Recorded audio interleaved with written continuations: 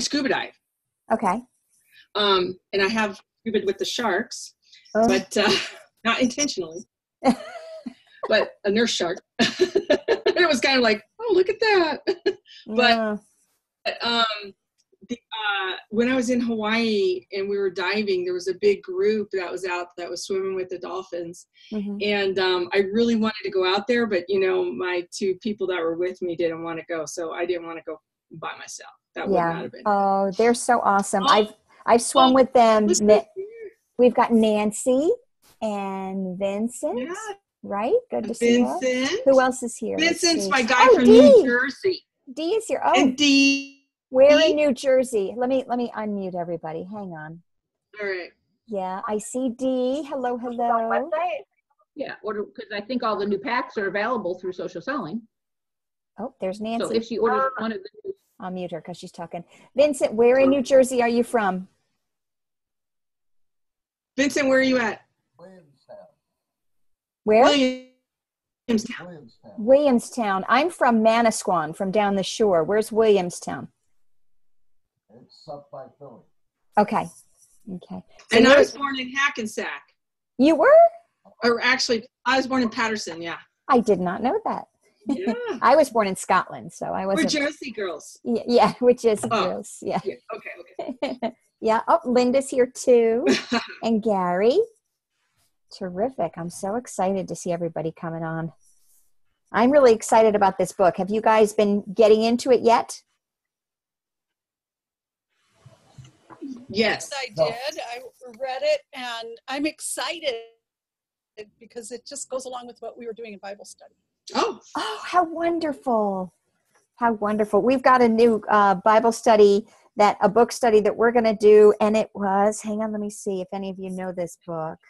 We're starting at the end of January, but it is called Mere Christianity by C.S. Lewis.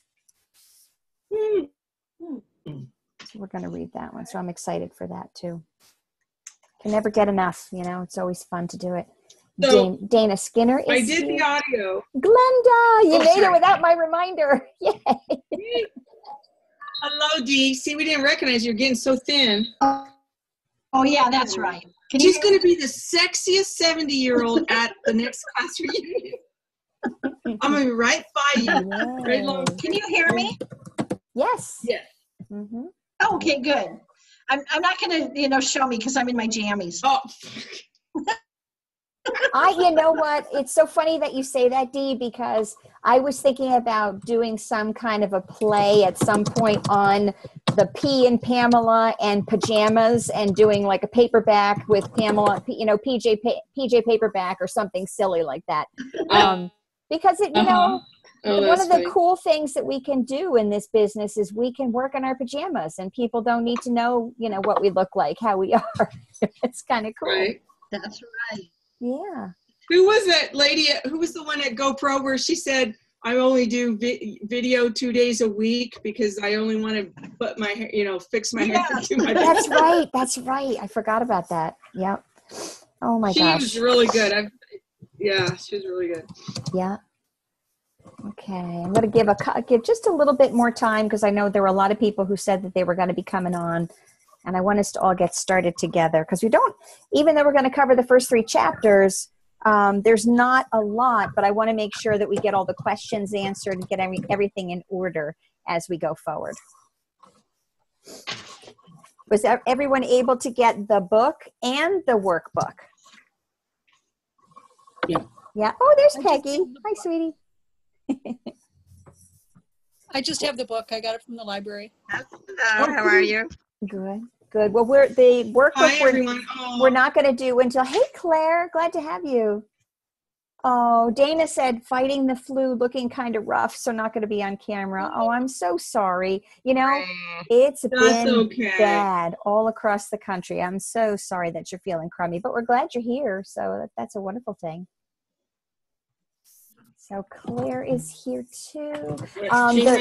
The workbook we're not going to get into until later on. So I just want to make sure that you have it ready because we don't start it right away. I'll let you know when it's going to be coming time to use it. And I'm going to try and see if we can get through 2 or 3 chapters in a week. We may not be able to do that once we get into the real meat and potatoes, because I want to make sure that we get all the details.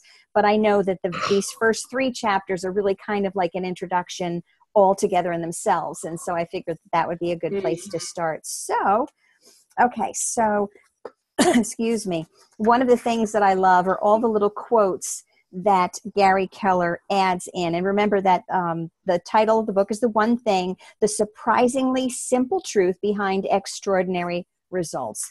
And there's a lot of things just even in this very beginning of, you know, changing the mindset of understanding of the things that you're expected to do in order to get the results that you want. And they're very contrary to what society or employment has taught us. And so I found that to be very fascinating. But one of the very beginning quotes is, if you chase 2 rabbits, you will not catch either one. And that's a Russian proverb. And I love how he has the little rabbit footprints going through the snow, and you'll see that they cross each other. So you may think you're going to catch both rabbits at one point because they're intersecting as they're going forward, but then they both run off in separate directions and you end up catching neither. Oh, I'm going to mute everybody until we get started. But here's the thing is that, okay, I want you all to be able to, at certain points, pop in and provide information, raise your hand, or, put a little note on the sideline if you have a question or want to interject something. But I want to make sure that we all interact together on this. Welcome, Patrick. Glad to have you here. Okay, so the first chapter is actually called The One Thing. And I thought this was cute too. Be like a postage stamp, stick to one thing until you get there.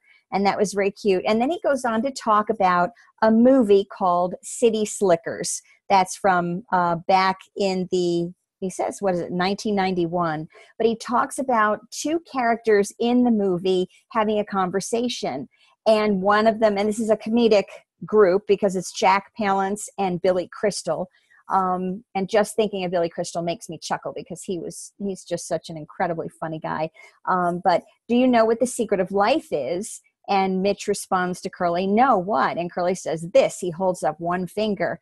And he says, your finger. He goes, one thing, just one thing. You stick to that, and everything else doesn't mean boop, doesn't mean baloney. Okay, so, and that was the secret of success. And the funny thing is that from this silly comedic movie came such an incredibly poignant thought concept. The one thing is the best approach to getting what you want. And he didn't really get it until later on. He said he'd experienced success in the past, but it wasn't until he hit a wall that he began to connect his results with his approach. Okay. And he said that in all of his hard work, he was building this successful company that was getting to national and international levels, but they were failing. And he said, we've got to figure this out. Something's got to give. And he said, at the end of a short rope that looked eerily like a noose, I sought help and found it in the form of a coach. And that's what's so critical here, is that the one thing, as he talks about this in the beginning, can be one person, a mentor, somebody who can help you to get through and figure out those things, the one thing that is so very important to the next step in your level of success. So I just thought that was beautiful. But to think at the end of a short rope that looked eerily like a noose, how many of you have been at that point where you think, I am just done, I'm going to throw in the towel? I had a conversation with somebody today about that, where it was a very, very recent circumstance. And they said, oh my gosh, last week for like 3 days, I was out the door, I was ready to go. And I know I've been there. And it's hard because we have that guy that sits on our shoulder that Tom talks about all the time, the guy that we need to punch in the nose. And that guy, unfortunately, often has the voice of someone very near and dear to us, whether it is someone present or someone past. And so even though someone we loved very much or love now may be saying things that are counterproductive to our level of success, right? And so we need to have in each other these mentors. That's why it is so critical for us to lift each other up, why it's so important to be a part of 65 Days in a Wake Up, to be able to have that accountability with each other, to find an accountability partner that you can say, okay, I know you've got my back. I need you to help me to get to this, because if I leave it to my own druthers, it's going to just be kicked, the can is going to be kicked down the road, right? So we need to help each other with this. So he goes on to say that I walked this coach through my situation and talked through the challenges I faced, both personal and professional. We revisited my goals and the trajectory I wanted for my life, and with a full grasp of the issues, he set out in search of answers. And the next time they got together, he had an organizational chart on the wall, a bird's eye view there for everyone to see. And the simple question of that discussion was, do you know what you need to do to turn things around? And he looked at him. He's like, I don't have a clue. And he talked about the complete change of faces in his industry. And he goes on to say there were 14 positions that needed new faces. And he was shocked, and Gary was shocked and said, I let him know I thought it would take a lot more than that. And he said, no, Jesus needed 12, but you'll need 14. And it was a transformational moment for him. What became obvious is that as focused as I thought I wasn't focused enough. Okay. So you may think you're focused, but you may not be properly focused. You may not be focusing on the right thing, that one thing that's important for your success. Okay. So he made some dramatic changes, and that's a difficult thing to come to grips with when you are in a top position. Sometimes you need to step back and do something a little bit differently. And he said extraordinary success showed up and we never looked back, right? So he had to take a little bit of a humility pill in order to get to his next level. And he said, having found the 14, I began working with our top people individually to build their careers and businesses. Out of habit, I would end our coaching call with a recap of the handful of things that we're agreeing to accomplish before our next session. Unfortunately, many would get most of them done, but not necessarily what mattered most. Results suffered and frustration followed. Okay, so this is where he's having the conversation with his team. Okay. And they all have their own individual plan, right, of what they're supposed to do, or their tasks, their responsibilities. And so even though they had the intent of coming back and having satisfied those responsibilities, it still wasn't getting done. Okay. And I thought that was very interesting. So let's see. If you can do just 3 things a week, so this is what he was basically negotiating with his team. If you can do 3 things this week, if you can just do 2 things this week. And finally, out of desperation, he went as small as he could possibly go. And he said, what's the one thing you can do this week such that by doing it, everything else would be easier or unnecessary? And the most awesome thing happened. Results went through the roof. This is the quote that Marianne had brought up the other day, because you need to stop and think, what is the one thing that you can do? And he says in this particular instance this week, but we go even further, especially in 65 Days in a Wake Up, to say, what is the one thing you can do today in one day? Take it one day at a time. So when results went through the roof, after these experiences, he looked back on his success and failure and discovered an interesting pattern.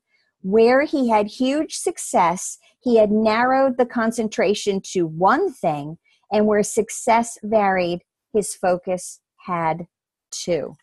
Okay, so let's stop there for a second, and I want you to kind of share with me the trials and tribulations you may have had with focus, if any of you can do that.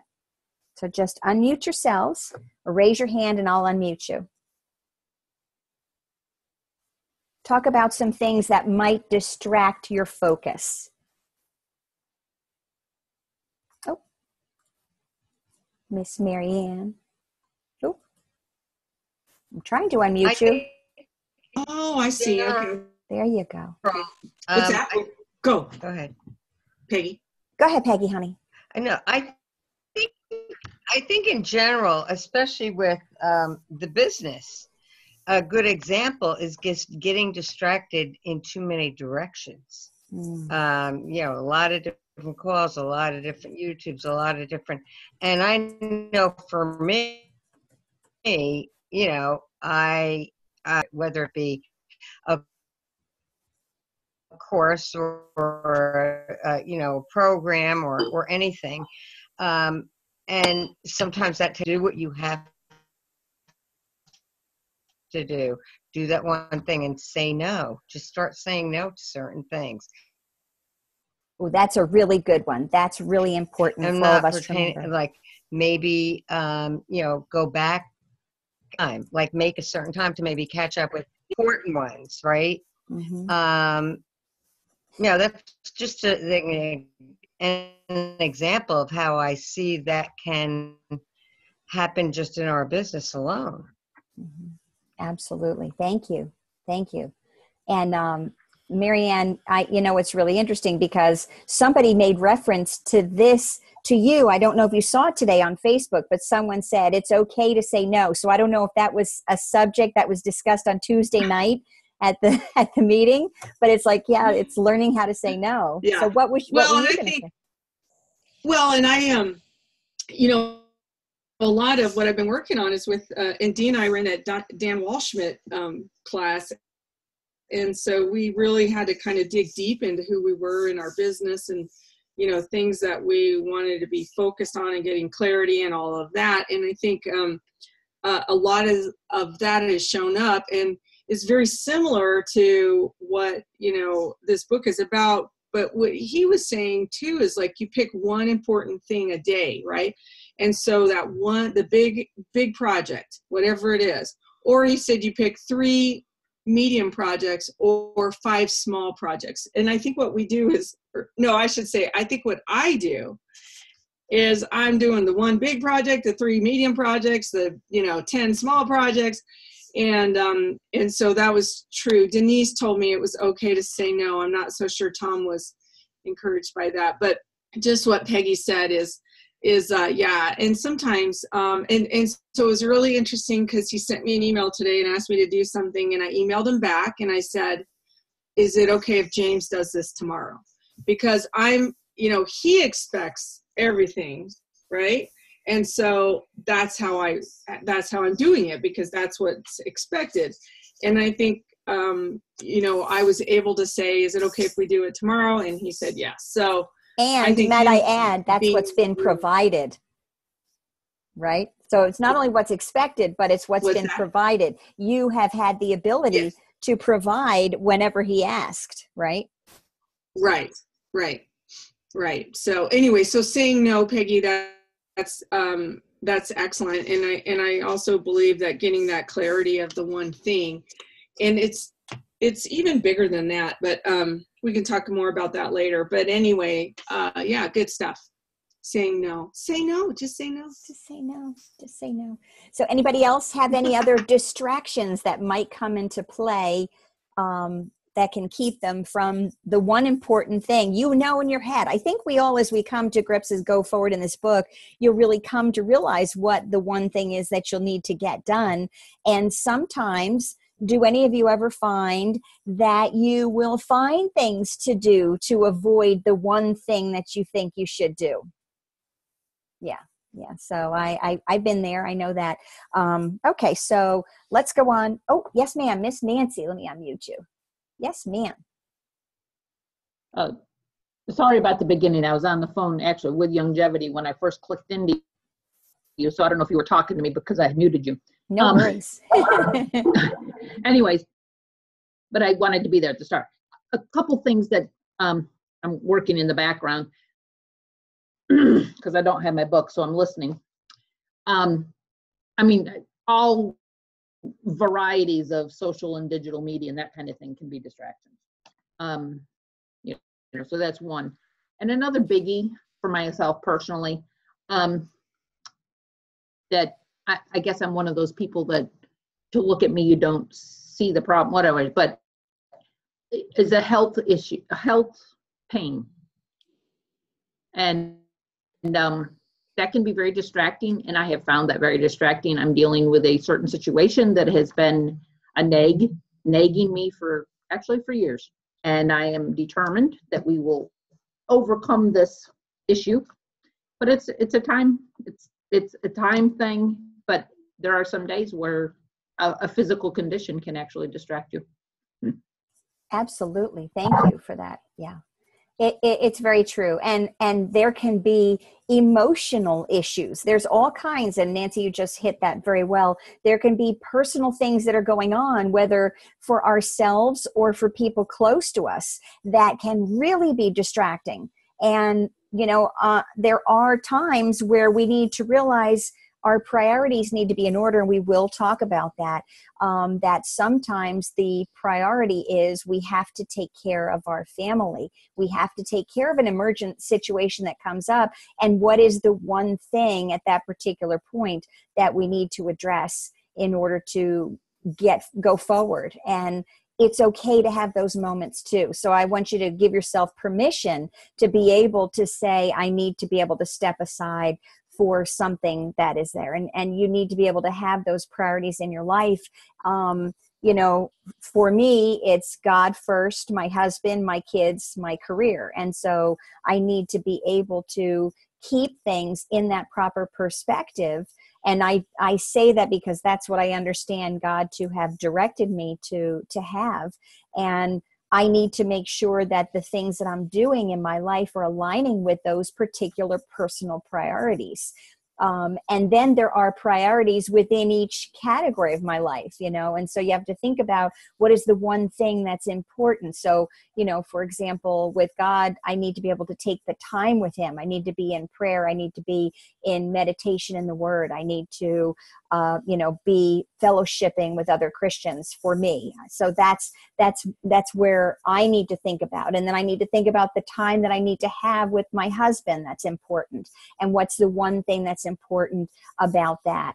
You know, so I think that it can really, and that's the beauty of this, about how he talks about that this is something that can be so life-changing for your family, for your personal life, for your career, that all these things come together to create something really fabulous. And that's what I saw going through 65 days in a wake up for the multiple times that I did it, was that not only did it change the way that I connect with people on a business level, but it changed the way that I connect with people on a personal level and getting to know people on a deeper level, even family and friends that you think you know. But when you really start to get into asking those right questions, things will shift. Okay, so thank you all for that. So the next little section he talks about is called going small. If everyone has the same number of hours in a day, why do some people seem to get so much more done than others? How do they do more, achieve more, earn more, have more? And the answer is they make getting to the heart of things the heart of their approach. They go small. Okay, so those big things that we get done by doing them in small ways. When you want the absolute best chance to succeed at anything you want, your approach should always be the same: go small. And he goes on to define going small is ignoring all the things you could do and doing what you should do. It's recognizing that not all things matter equally and finding the things that matter most. It's a tighter way to connect with what you do, with what you do with what you want.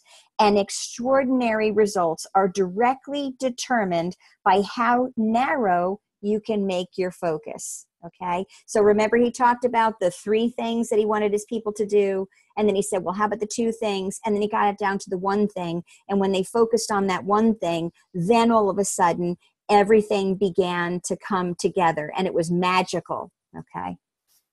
So the way to get the most out of your work and your life is to go as small as possible. Most people think it's just the opposite. They think big success is time-consuming and complicated. As a result, their calendars and to-do lists become overloaded and overwhelming. Success starts to feel out of reach, so they settle for less, unaware that big success comes when we do a few things well.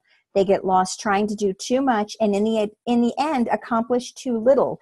Over time, they lower their expectations, abandon their dreams, and allow their life to get small. This is the wrong thing to make small. And this is very interesting because I think about Tom and how he is, because he'll tell you about how simple his life is and how little he has to do. However, one thing he's very adept at is having people do things very well for him, right? And so he's got Marianne, right? Denise and he are a beautiful team because the things that they do together complement each other. And this brings to mind Eric Worre. One of the things that he had talked about is think about the things that you do that take up your time and take you away from the important things you need to do, and hire somebody to do them for you. So for example, if it's cleaning the house or cutting the grass, right? Those things that you could be giving someone else to do, that it might cost you some money to get done, or it might be a little bit of a hardship for time. However, it might give you more of the time that you need in order to be able to focus on the one thing that would be the success level for you. Okay, so does that make sense to everybody about being really, really focused? Okay. So when you spread yourself out, you end up spread thin. You want your achievements to add up, but that actually takes subtraction. Again, when Tom and I were having the conversation about how 65 and a wake up was like learning addition and subtraction, and then the next step where we get into the follow-up, we get into the real meat and potatoes, that's where we learn multiplication and division, and even further still, learning about geometry and calculus and going on from there. You have to do it in these little baby steps, right? Excuse me. Turn that off. Okay, so you need to be doing fewer things for more effect instead of doing more things with side effect. The problem with trying to do too much is that even if it works, adding more to your work and your life without cutting anything brings a lot of bad with it. Missed deadlines, disappointing results, high stress, long hours, lost sleep, poor diet, no exercise, and missed moments with family and friends. And see, that's where it is all of a sudden, everything starts to fall apart when we try to do too much. And that's why it is so important to be able to say no about certain things. So going small is a simple approach to extraordinary results, and it works. And he says it works all the time, anywhere, and on anything, because it has only one purpose: to ultimately get you to the point. And what is the shortest distance between 2 points? Anybody remember that a straight line. That's right, Marianne. A straight line. Yeah. So you don't want this big circuitous route where you're all over the place. You want to get beeline straight to the point. When you go as small as possible, you'll be staring at one thing, and that's the point. So now going on to chapter 2, the domino effect. And by the way, the domino effect is the concept for the back portion of our book, of our journaling section in the workbook, where we go through the 66-day journal, because they refer to, you have the 66 days and you put today's date, and then it says today's domino. So that's where this portion will tie in, but we don't go there yet. But if you're in 65 days and a wake up, you're kind of doing it anyway. But this is another way to cement that in for you.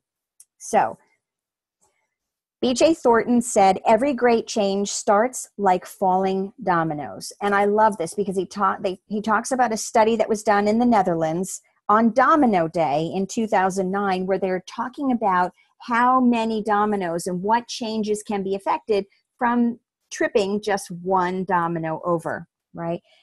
Each standing domino represents a small amount of potential energy.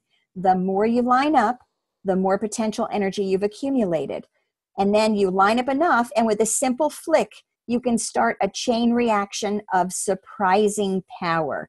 And they proved it because they had a ridiculous amount, like 5 million dominoes, almost. It was 4,491,000, blah, blah, blah. But the energy that it created was 94,000 joules of energy, which is the same amount it takes for an average male to do 545 push-ups. Oh my gosh, shoot me now. I just can't stand that. So, okay. Oh, we have raised hands. I'm sorry. Dee, you had a raised hand. Go ahead, Dee. What do you need, honey bun? Oh, am I unmuted? Yes, ma'am. Oh, okay. Well, Eric Worre was talking about this yesterday in my webinar about how you do an activity here, an activity, an activity, an activity, an activity. And pretty soon, even though you don't see anything going on the first couple of months, maybe, all of a sudden that activity goes and you see the results. Well, it works the other way too. Yeah, you don't do an activity, you don't do an activity, you don't do an activity, and all of a sudden the dominoes are falling off. And so what we do or do not do is a huge domino effect. Even though we might not see the results for a while, don't think those dominoes aren't moving. Ooh, beautiful point. Thank you. Yes. And by the way, I don't know if you all had seen the video that I shared that Eric had posted, that his beloved mentor, John Joyce, passed away yesterday. And so that's who he was talking about in his book, GoPro. And, you know, he was very good friends with his father, and it just really broke him up. So send him a little note of love and support about that, because, you know, it is hard. And sometimes it's really interesting. I was talking with my husband about this.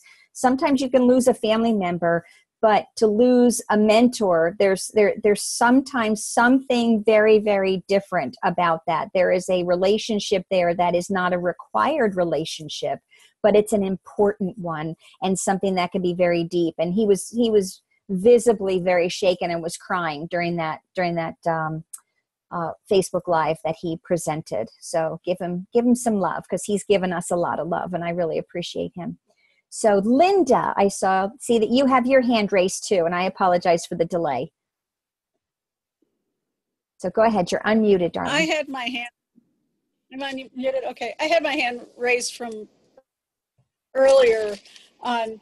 I do like what Marianne said, that when Tom asked her to do something, she, instead of just saying no, and sometimes it is okay to say no, but since she has trained him that it will get done, she gave him an alternative and or a solution to it. She said, would it be okay if James did it tomorrow?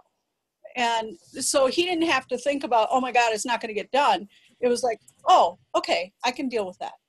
And so it answered any objections right away. So that was a really good thing. And then what Nancy said about the health issues, I struggle with that too. I mean, yesterday I had 3 back-to-back appointments set up, and the first one was my chiropractor, and something happened at the chiropractor office. He wouldn't even let me leave the office. So I had to call and cancel the next appointment. And it was just a domino effect that my health oftentimes stops me from doing things that I want to do. And I never know when it's going to be a problem, when it's not. So, you know, I just look at everything that I need to do, and I just go, okay, how do I do it all? You know, and I'm hoping the study is going to help me with that, because I just look at, I have the house, you know, I own my own house and I'm alone in it. And so I have my house and the health issues, and I've got this and that, you know, and cooking. And I was trying to do a blog and trying to do longevity, and it's just all way too much. I got to figure out how to do this one thing. Yes. And like I said, finding that one thing, and the one thing becomes different for different aspects of your life too. And so figuring out what is the most important one thing that you need to do. for the particular point that you're trying to achieve. And so we'll keep you in prayer about your healing process as well. And it can be very, very distracting when you're going through a lot of health challenges. And I think we all do. I remember this summer when my hip went out of joint, and it was just excruciating. There's things that you can look okay and people have no idea. And I think Nancy was talking about that people may not be aware at all of what you're going through. And it's really interesting. Actually, my mother-in-law she's now just needing to have handicap plates on her car, mostly because of difficulty with breathing. And so she really can't walk very far. And so we've worked this out. But the truth is, if you look at her, she doesn't look like a person who would be labeled as handicapable, but she is. It's just a different type of a handicap that she has. And so women think they need to do everything for everyone all the time. Yes, that's very, very true, Dee. So, it's interesting because we have to remember not to judge people too as we go through life, because, you don't know a person until you walk a mile in their moccasins, kind of a thing. You need to have an understanding and be compassionate and loving toward others. And I also think that that's part of where the 65 days in a wake up comes, where we're sharing with each other the struggles we have as we go through the process. And because it's a safe place, we can kind of say, like, what did trainer Trish say? Embrace the suck. She said about going through this, and that was a military term. And it's kind of like, you know what, you're going to have to get through it to get beyond it. And so instead of hating it, just embrace it. And I thought that was really good too. So thank you, ladies. I apologize for the delay in picking up your raised hands. Okay, so when one thing, the right thing, is set in motion, it can topple many things. And he said, and that's not all. Then we talk about a physics study that a single domino is capable of bringing down another domino that is actually 50% larger. And I love this on pages 14 and 15, where he talks about a geometric progression, which is like a long, long train starting out too slow to notice until it's moving too fast to stop. And how the first domino is just 2 inches tall. And then a few dominoes down, it's like a 6 foot tall man. And at domino number 18, it would be capable of knocking over the Leaning Tower of Pisa. And the 23rd domino could knock over the Eiffel Tower. And the 31st domino could knock over a domino as tall as Mount Everest. And the 57th domino that could be knocked over is almost the distance to the moon. And I thought that was really wild. So yes, we all talked about the domino effect can be positive, but it can also be negative. So we need to really be aware of the things that we're doing, because it can create an effect. And Tom even talked about this on the leadership call, talking about the appropriateness of where to talk about things. There are certain areas that we should and shouldn't talk about stuff that's going on. And not to say that they shouldn't be discussed, but it's about the location. And that's a very important thing, because sometimes there can be something that can be a negative observation that can be satisfied or corrected.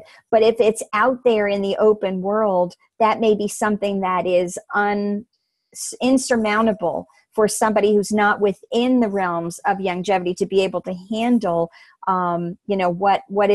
what's being discussed. They may not understand the inner workings of how things happen. And so there's a place and a time for putting that domino in position and getting ready to knock it over, because you need to be prepared for what other things is it going to cause to collapse. And so we need to be thoughtful of that.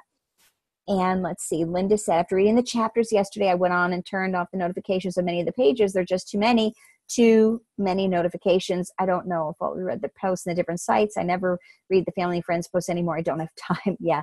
And so that's good. So you're lessening the number of distractions, Linda. Thank you for sharing that. Okay. So regular dominoes fall in a linear progression, but then it becomes this geometric progression where it becomes bigger and bigger and bigger. Okay, so when you think about success, shoot for the moon. And there's an old saying, if you reach for the stars, you just might catch a cloud, right? So you want to try and go your best and see how far you can get. The moon is reachable if you prioritize everything and put all of your energy into accomplishing the most important thing. And the challenge is that life doesn't line everything up for us like a stack of dominoes and says, here's where you should start. Here's number one. We have to figure that out, right? Highly successful people know this. So every day they line up their priorities anew, find the lead domino and whack away at it until it falls. Okay. And that's that one day at a time. Every single day, get up, find that domino that is the most important and start whacking away at it until you can make it fall. So the question is, why does this approach work? Because extraordinary success is sequential, not simultaneous. What starts out linear becomes geometric. You do the right thing and then you do the next right thing. Over time, it adds up and the geometric potential of success is unleashed. The domino effect applies to the big picture, like your work or your business, and it applies to the smallest moment in each day when you're trying to decide what to do next. Success builds on success, and as this happens over and over, you move toward the highest possible success. When you see someone who has a lot of knowledge, they learned it over time. Someone has great skill, they developed it over time. When you see someone who has done a lot, they accomplished it over time. And when you see someone who has a lot of money, they earned it over time. The key is over time. Success is built sequentially. It's one thing at a time. And chapter 3, Success Leaves Clues. Og Mandino, who's one of my favorite authors, it is those who concentrate on but one thing at a time who advance in this world. Okay, so one product, one service. Extraordinarily successful companies always have one product or service they're most known for, or one that makes them the most money. For us, we have 90 for life. That's the cornerstone or the center of our work. Hang on a second.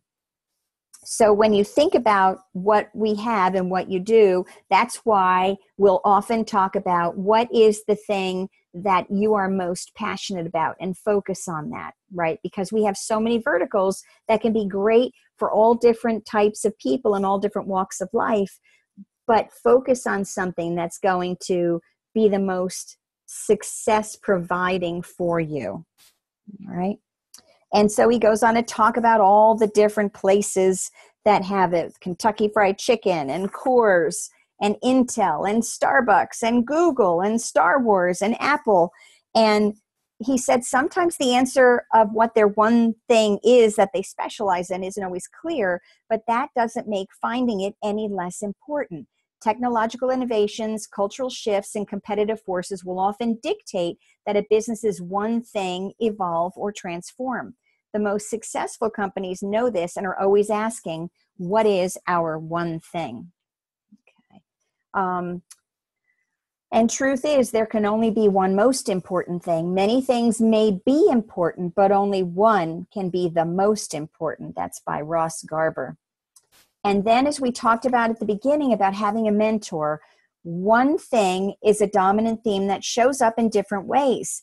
Take the concept and apply it to people, and you'll see where one person can make all the difference. So, for example, he tells a story about Walt Disney and trying to make it as an artist, and he wanted to be a cartoonist, and after graduation, he wanted to be a newspaper cartoonist out in the world, but couldn't get a job. So his brother, Roy, who was a businessman and a banker, got him to work in an art studio where he learned animation and began creating animated cartoons. When Walt was young, his one person was Roy, right?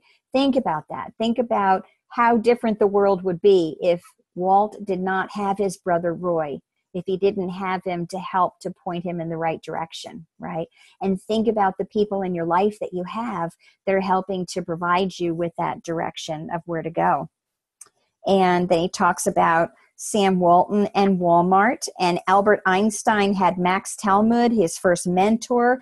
And then he goes on to say, no one, not one single person is self-made.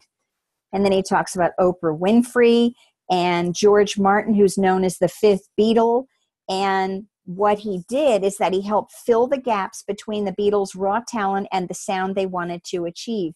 And so there's all these special things, special people in people's lives that will provide some insight or additional motivation or the missing piece to fill in the gap from where you are to where you want to be.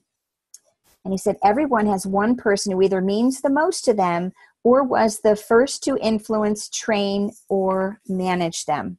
Okay, so let's stop there for just a second.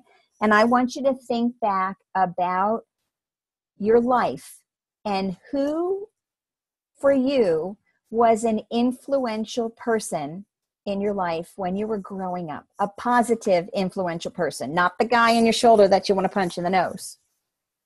Would like to share something about a personal story? Just give a raise of hand or unmute yourself.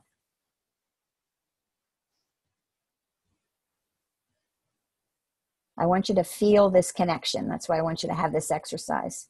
I want you to remember somebody who made you feel good enough to be able to accomplish something, or who gave you the motivation, encouragement, loving support to help you to do something. My fifth grade teacher, Miss Lee, writes D. Oh, I love that.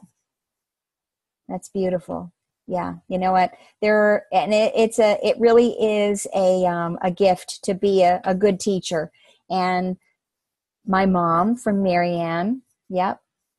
And it's hard when they're gone, right? But I find my fourth grade teacher, Mr. Russo, says Jennifer. I love that. Mm-hmm. Yep. Teachers that I've had growing up, and it's really funny because I think about my journalism teacher in high school, Mr. White, and it's really funny because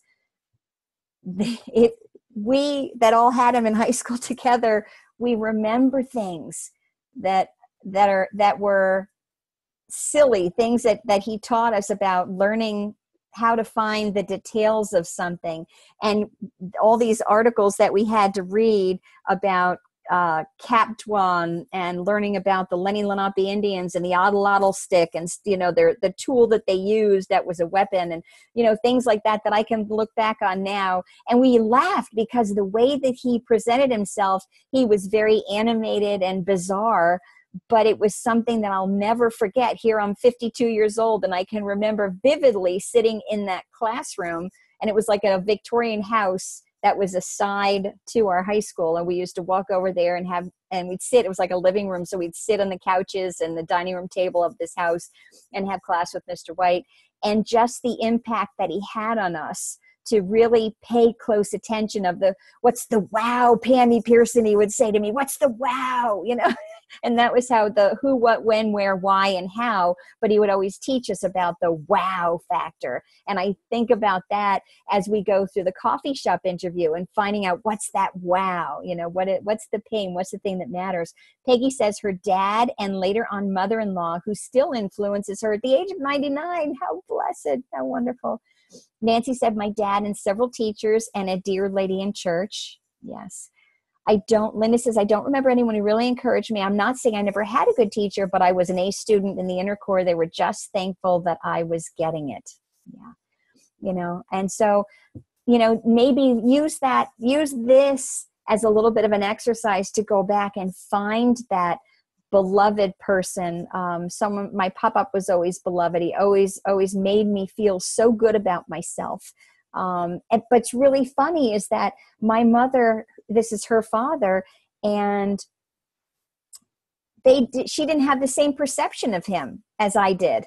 And so it was about the relationship that we had together that I understood his sense of humor. My mom never really did. So one thing that she would remember from him is he would say, she'd come home from school all excited. I got a 95 in a test, and Pop-Up would say, well, who stole the other 5 points from you?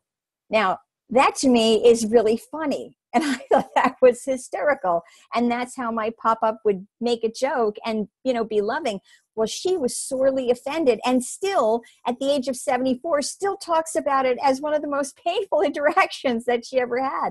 So sometimes what we may have perceived to be a certain way, it's because of how we look at it. And maybe we need to stop and take a peek at it a little bit differently to feel that loving input from those that are around us. So thank you all for sharing. That was really, really neat. Okay, so let's see. So one passion, one skill. We each have passions and skills, but you'll see extraordinarily successful people with one intense emotion or one learned ability that shines through, defining them or driving them more than anything else. Often the line between passion and skill can be blurry. That's because they're almost always connected. And one of the quotes nearby, General George S. Patton, "You must be single-minded, drive for the one thing on which you have decided." And he goes on to say that, let's see, tour guide, he developed his skill and ultimately his business from his singular passion for his country. This is about Angelo Americo, and he loved Italy so much that he was the most successful tour guide. This deep desire to share it with others, and that was his passion and his success. So passion for something leads to disproportionate time practicing or working at it. That time spent eventually translates to skill, and when skill improve, results improve. Better results generally lead to more enjoyment and more passion, and more time is invested. It can be virtually a circle all the way to extraordinary results. And so again, the same with 65 and a Wake Up, where we're doing the same thing on a daily basis. At the beginning, we think, oh my gosh, I can never do this. There's no way. I don't know how I could possibly talk to 2 people a day and do one three-way. And then it becomes a simple thing. And then all of a sudden we're like, oh my gosh, I have so many people. I don't know. I've got way too many than just 2. And you start tripping over them. And so that's what happens is the old story, with practice makes perfect. So then he goes on to talk about a member of an African tribe learning to be a runner, and how his life was in danger, and he actually was able to get away from a life-threatening situation and be able to change that passion and that gift into a theme in his life, where he created this passion into a skill, and then it became an extraordinary life for him, and he was able to use it to create a fundraising effect called Run for the Water to help support needy. Excuse me one second.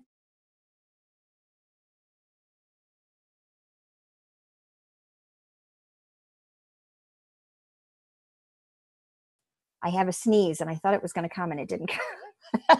So sorry. It didn't happen. I scared my sneeze away.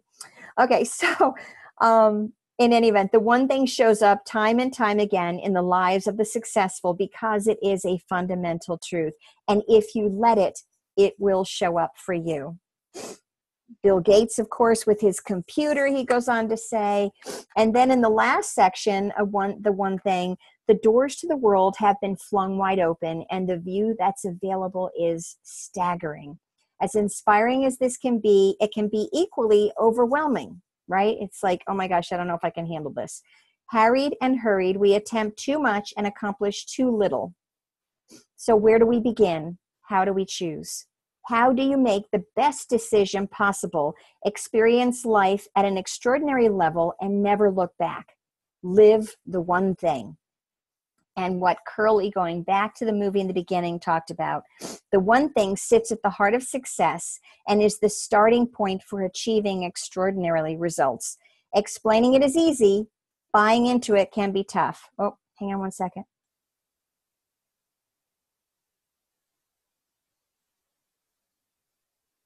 Nope, didn't come.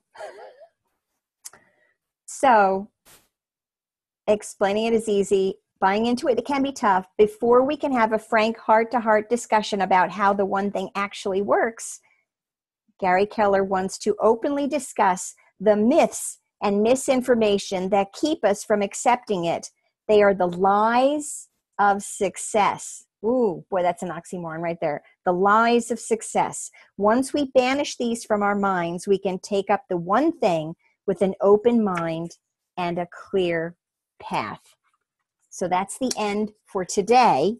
And next week, we're going to start in part 1, the lies. They mislead and derail us. And I would ask that you read the beginning and chapters 4, 5, and 6. We may not cover them all, but read those, and then we'll do as best as we can.